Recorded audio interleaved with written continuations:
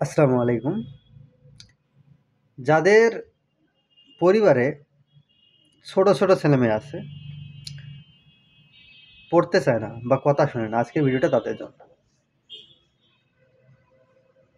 আমি এমনও পরিবার দেখছি যে পরিবারগুলোতে তারা সবসময় চায় যে তার সেই ছেলেমেয়েগুলো লেখাপড়ায় ভালো করুক,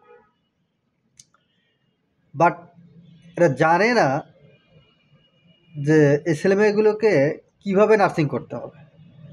এখন দেখা যাচ্ছে যে বাবা মা কেউ ল্যাপটপ চালাচ্ছে, কেউ মোবাইল চালাচ্ছে, কেউ টিভি দেখতেছে, আর ওই ছোট্ট ছেলে বা মেয়েকে বলতেছে যা পড়া কর, পড়তে বসো। এভাবে আসলে ছেলেমেয়েরা পড়তে চাবে না। ছেলেমেয়েরা হচ্ছে অনুকরণ প্রিয়। হ্যাঁ, আপনারা দুজনে যদি বই নিয়ে বসে পড়তেন, বা আপনি মা অথবা বাবা, আপনারা দুজনে যদি ওর যে ছোট ক্লাসের বইগুলো আছে, একবারে ছোট শিশু, তার বইগুলো নিয়ে আপনারা বসে আছেন দুজনে, তাহলে কিন্তু ও আপনার কাছেই আসবে, ওই বইগুলো দেখবে, জিজ্ঞেস করবে এটা কি ওটা কি, দেখবেন যে পড়ার সিস্টেমে চলে আসছে। কিন্তু আপনারা মোবাইল বা ল্যাপটপ নিয়ে বসে থাকবেন, ওকে বলবেন পড়ো পড়ো, এভাবে আসলে পড়া হবে না। আমি আরও কিছু কিছু পরিবার দেখছি যে এই পরিবারগুলোতে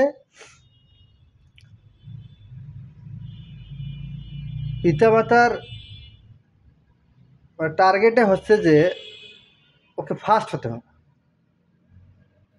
আরে বাবা ভালো রেজাল্ট করতে হবে, এটা না মানা যায়, কিন্তু ফার্স্ট হতে হবে বলতে একটা স্কুল বা প্রতিষ্ঠানের মধ্যে এরকম সবগুলো সন্তানের পিতামাতা সবাই যদি চায় ওকে ফার্স্ট হতে হবে, এবং ওই সন্তানকে যদি প্রেশার দেয়, এমনও দেখেছি যে পড়ার প্রতি ওই ছেলেমেয়ের অনীহা এসে গেছে, আর পড়তে চায় না,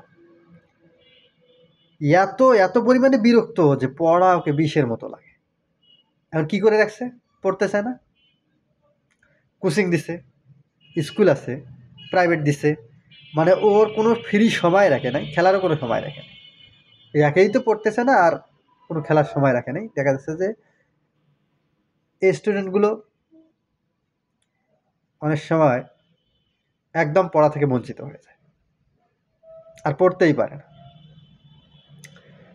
তাই আপনার এই ছোটো ছোটো ছেলেমেয়েগুলোকে যদি আপনারা পড়ামুখী করতে চান, তাহলে এদেরকে সময় দিতে হবে। হ্যাঁ, আপনি যদি সময় না পান, তাহলে এমন কিছু টিচার রাখতে হবে ছোটো ছেলেমেয়ের জন্য, এবং টিচারকেও চাপ দেওয়া যাবে না।